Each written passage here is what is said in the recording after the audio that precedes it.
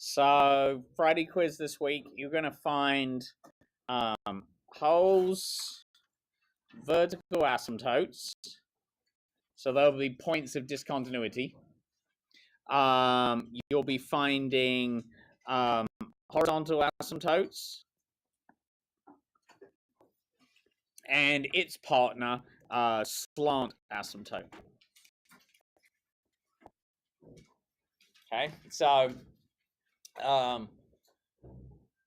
really that's all we are right now. So let's go and see what we're going to do. So I'll give you something that resembles something like this. Let's do for the lesson purpose. I've got some in the opening problems and the practice problems, but I'll give you a nice easy one for the lecture purpose, and I'll already factor it to spend time factoring. So let's do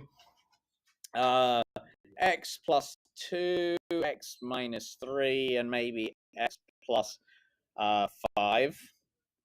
And let's divide all of that by x plus 2, x minus 1. So we're going to have to decide what to do here. Can you pull that door closed for me, please? Unless it's interrupting texting or anything. So I want all of my points of discontinuity. I know for sure math breaks down. I cannot have x equal -2 and x cannot equal +1. Those are points of discontinuity. Math doesn't work there. We can't have division by 0. But there are different types of discontinuity.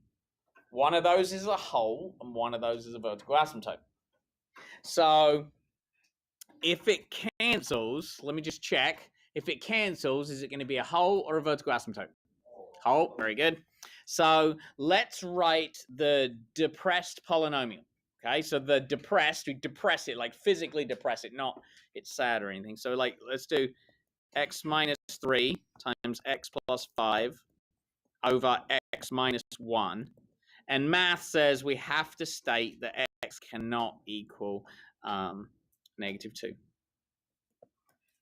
We obviously can see it can't equal 1. Right, so that is, remember, the behavior of the top function, this function, and the behavior of this function are exactly the same except for the point -2. They behave exactly the same. So if you graphed them in y1, y2, you wouldn't be able to tell the difference. You wouldn't even probably find the hole unless you know how to do it. Go into, we can talk about that, but you have to find them by hand. So our first point, so we're going to go in and find the points of discontinuity. So vertical asymptote, hopefully you're all saying, oh, that's really easy. So vertical asymptote, that's too big of a pen. Vertical asymptote is x equals 1. So the equation x equals 1, the vertical line x equals 1 is the vertical asymptote. Our hole will be located at -2 comma something. Well, how do I figure out what that something is? I plug -2 into the depressed polynomial. So help me out, because I don't have a calculator up here, right? So I'm going to plug -2 minus 3. So how much is that going to be? -2 minus 3.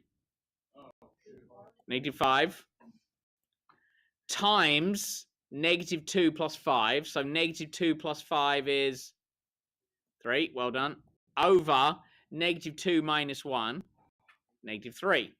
So we're going to write that as, I use that as my, here, I'll do it vertically. So my answer is -2 comma, what, yeah, +5, right? So there's your hole. So you've got your vertical asymptote, your hole. Now I have to decide if I've got a horizontal asymptote or a slant asymptote. I cannot have both. By the nature of the math, I cannot have both. Because horizontal asymptotes are either bottom heavy, top heavy, or equal. Right? So the first day we said horizontal asymptotes that were top heavy, we said we didn't have any. We talked about the future implications about the limit behavior, but for this course, like it doesn't have, and we'll talk about it more. But for tomorrow's quiz, it doesn't have a horizontal asymptote, like it's horizontal behavior.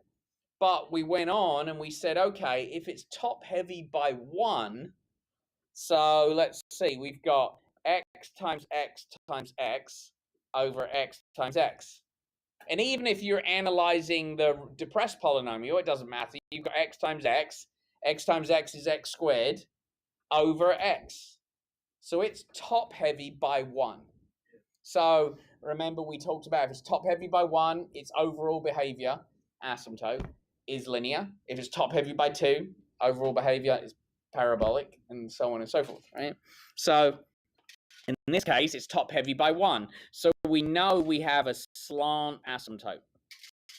And in the practice, I'll give you horizontal asymptotes. I'll give you top heavy by more than 1, top heavy by 1, bottom heavy, equal, all of those. You'll get to practice them all, right? So, so it's a slant asymptote. So what do? We go in and decide what to do. And I will tell you that you will be able to do synthetic division on tomorrow's quiz. Yes, by the time we get to the test, there's going to be long division, but for tomorrow's quiz, synthetic, all right? So it's a linear denominator. So let's go ahead and set up our synthetic division. So let's rewrite the function. Oh, actually, I need to, let me bring it down. So currently, my depressed polynomial is x minus 3 times x plus 5 over x minus 1. All right, and for me to be able to do synthetic division, I need to see the numerator expanded, right? So I see this as x squared plus 5 minus 3 is plus 2x minus 15 all over x minus 1. So now I can see the lead coefficients. I can see all the coefficients. So I'm going to go ahead and do my synthetic division. So I'm going to come over here.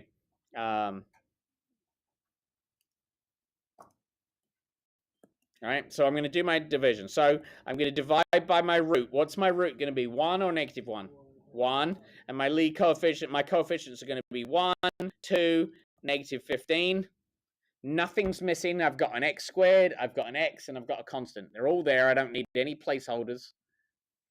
So now my procedure is always bring down, multiply, add. So help me out. 1 times 1 is 1. 1 plus 2, 3.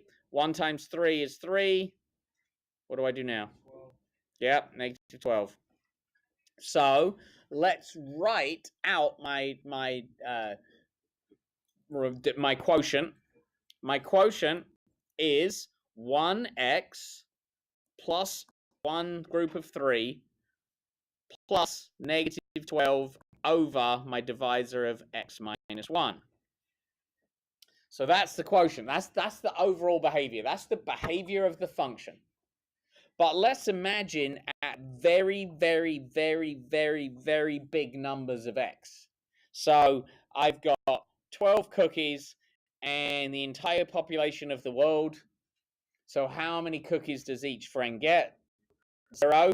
So overall behavior, that rational function is just going to act like 0. So my ultimate slant asymptote is y equals x plus 3. That's it. We're done. Okay, so I've got my slant asymptote, my vertical asymptote, my whole. That's it. So in these problems, let me do. If you get through those 5, it's either going to be you either got this or you don't, right? So if you get through those 5, help someone, or let me know, and I can find. If you want something else, I can write you more very quickly. I would advise you write your own, try and pick it, just try and pick one and then bring it to me. So say to yourself, oh, I want to write one with 2 vertical asymptotes, a hole, and a slant asymptote. All right, and then write that and then bring it to me and then say, does this have these criteria? Right? So that always helps, I think. So, all right, that's that. Do those problems. I put the key up there. And then we'll just march on into the weekend and we'll start piecing it all together next week. Everything's going to start coming together. Okay, we start graphing and like accuracy and all that good stuff. All right. Any questions for the good?